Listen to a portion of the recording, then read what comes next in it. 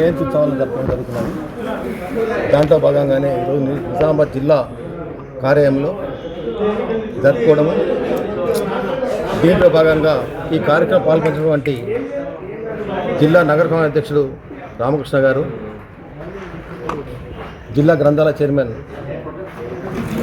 రాజిరెడ్డి గారు, జిల్లా DCC bank chairman Ramesh Reddy గారు, మా యొక్క జిల్లా కాంగ్రెస్ పార్టీ ట్రెజరర్ భక్తవత్సలం గారు, మరి అదేవిధంగా వైస్ ప్రెసిడెంట్ శరత్ గారు,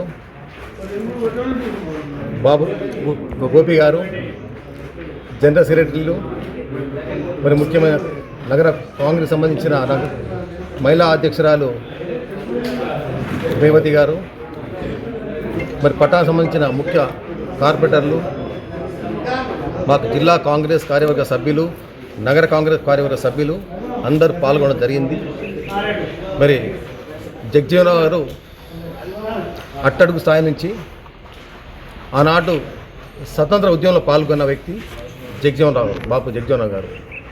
మరి రాష్ట్ర ప్రధానమంత్రి కావాల్సి ఉండే సమయంలో వారిని అప్పట్లో కొన్ని అగ్రకులాల వారు కానివ్వకుండా చివరకు భారత ఉపరాష్ట్రపతిగా కావడం జరిగింది.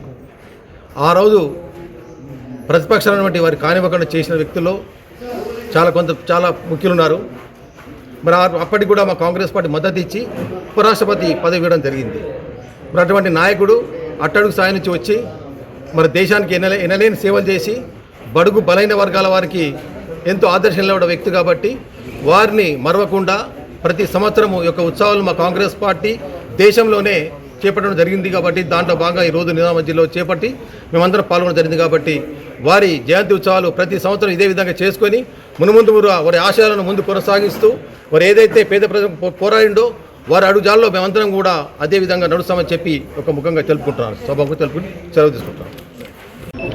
మన భారతీయ స్వతంత్రంగా తీయడం కాకుండా ఉప ప్రధానిగా సేవలు చేయడం జరిగింది. కాబట్టి మరి ఉప ప్రధాని తర్వాత దేశంలో ఎన్నో సేవలు చేశారు. కాబట్టి మరి దాని వారి అడుగుజాల్లో కూడా మేమందరం అడుగువాడమని కోరుకుంటూ మరి వారికి ఘన నివాళులు అర్పిస్తున్నాం.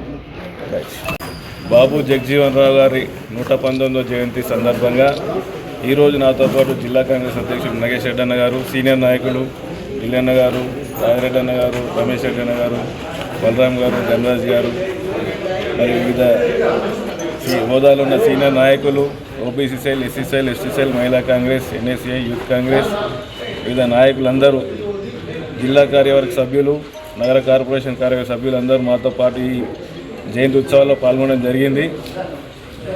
జగజీవనరావు గారు నెహ్రూ గారి తొలి మంత్రివర్గంలో అతి పిన్న వయస్కుడిగా అరంగేట్రం చేసి దాదాపు 40 సంవత్సరాలు పార్లమెంట్లో తన వివిధ హోదాల్లో ఉంటూ భారత అభివృద్ధికి తన సేవలు అందించడం జరిగింది.